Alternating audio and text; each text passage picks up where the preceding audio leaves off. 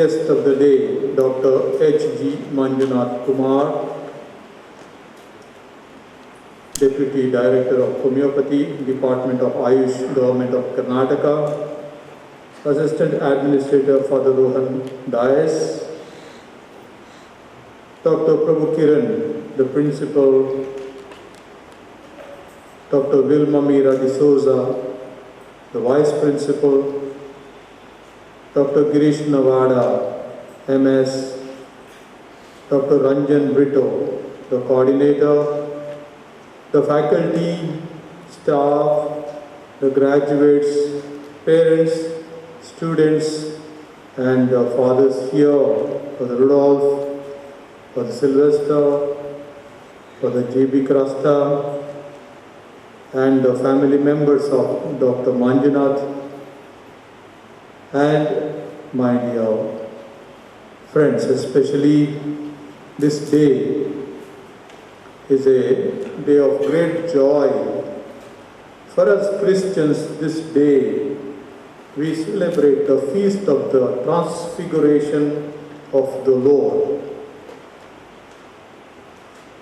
In science we speak of metamorphosis, but here there is transfiguration. And I think in the Christian belief, transfiguration is that the body of Jesus, the whole person, becomes totally renewed, brightened up by a heavenly light, which he foretells that would be ours when we are with God. But today there is a transfiguration of our students.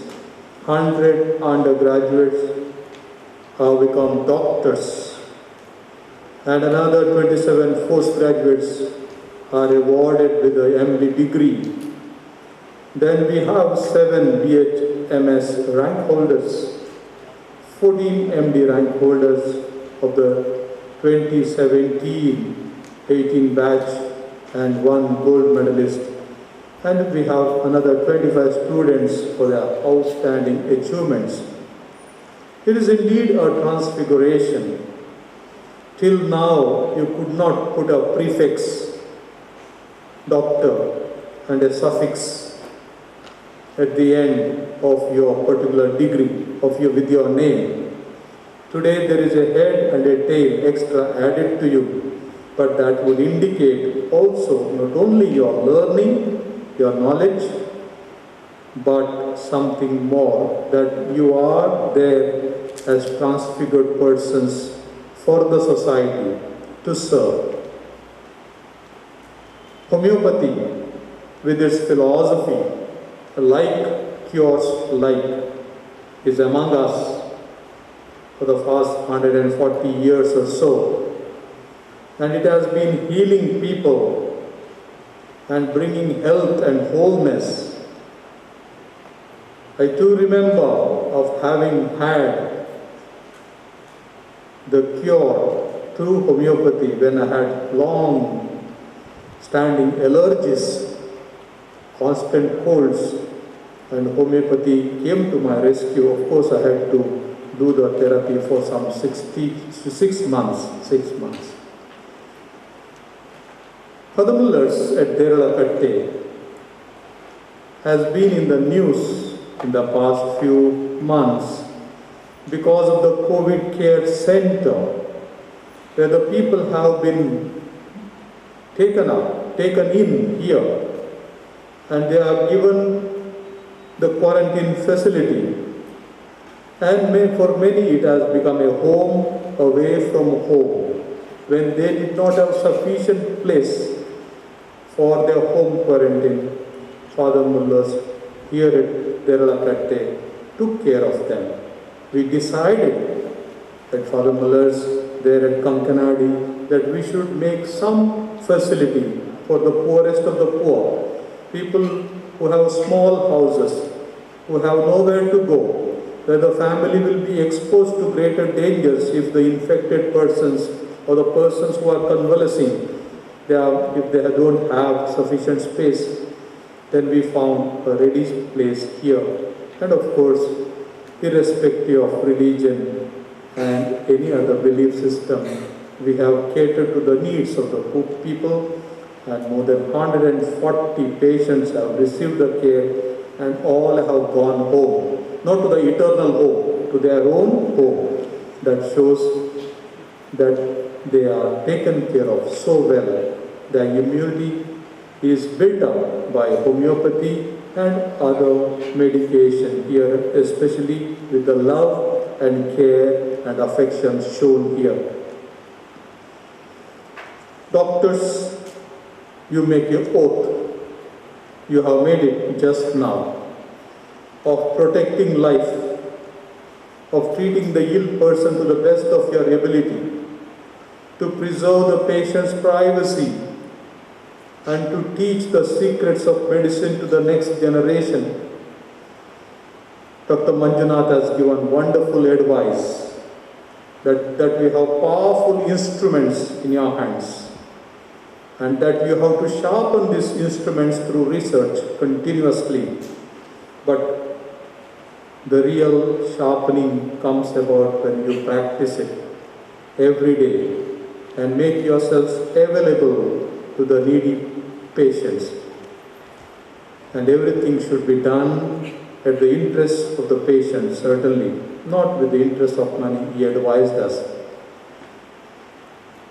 These days, when the pandemic is raging, our doctors have shown their bravery and they have plenty of stories to narrate.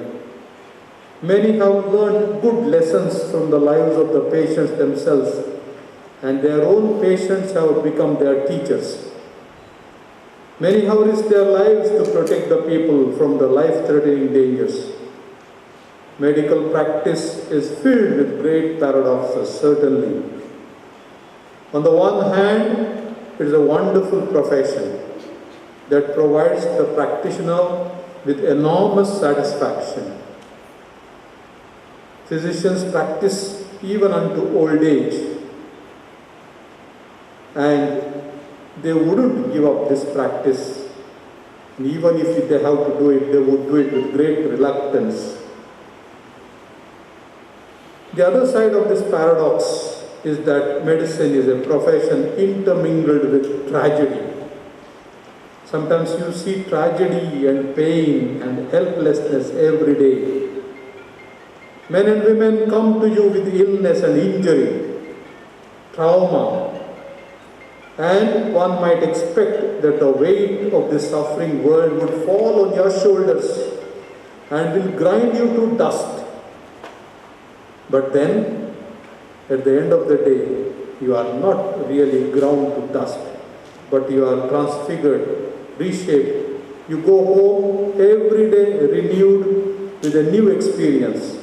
Your today is much richer than your yesterday. Your service and your availability will redeem you from all the other pitfalls. We say love covers a multitude of sins.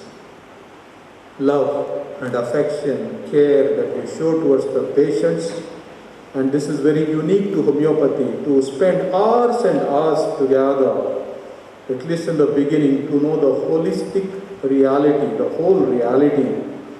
That particular time, the quality time that you give, has certainly a curative effect already from the beginning itself. But one more thing that I do believe, that you are able to make sense out of suffering for your patients.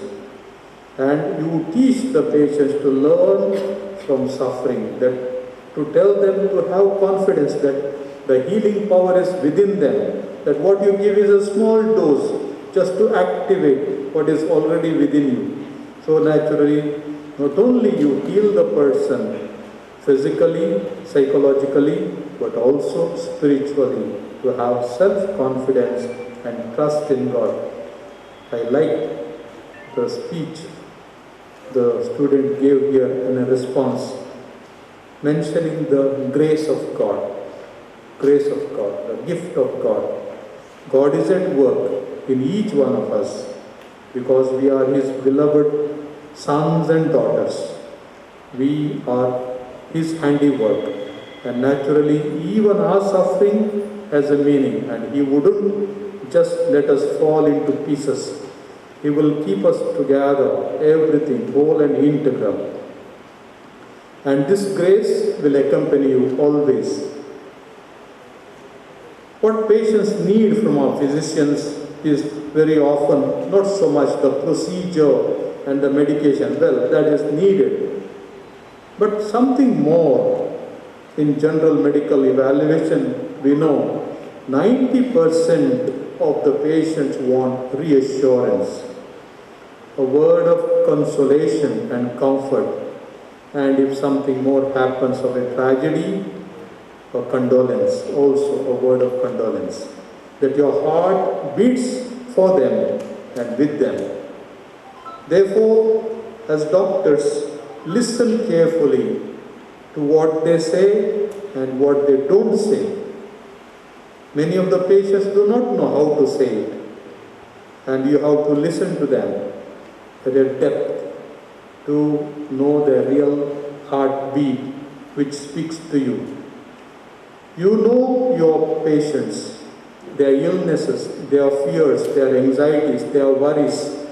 They may not say them directly, but you can perceive them with an intuitive knowledge, with the knowledge of the heart, which is much beyond the knowledge of the mind or the intellect. Your spirit of service manifests itself in a most personal and interpersonal way, that you become part of them, that you become an inseparable part in the lives of the people. By your shared experience, you relieve them from agony, you diminish their anxiety, and you bring meaning to them. Therefore, as you launch into this new field as professionals in this world, as the people seek your presence and company, feel proud that you have chosen this profession, or rather God has chosen it for you to work with Him, that He wants to bring healing and comfort to the people. Wherever you go, whatever you are, let these catchwords ring in your mind and your heart. Let them echo again and again. I am here to heal and to comfort. I am here to heal and to comfort. But Father Muller has given us a magic formula, the goal of our whole profession at Father Muller's. Let it be your self-talk, a self-talk that goes on within you continuously, in your mind, in your heart, that I am here to heal and comfort, and your comfort and your healing will bring a lot of meaning. God bless you all. Thank you.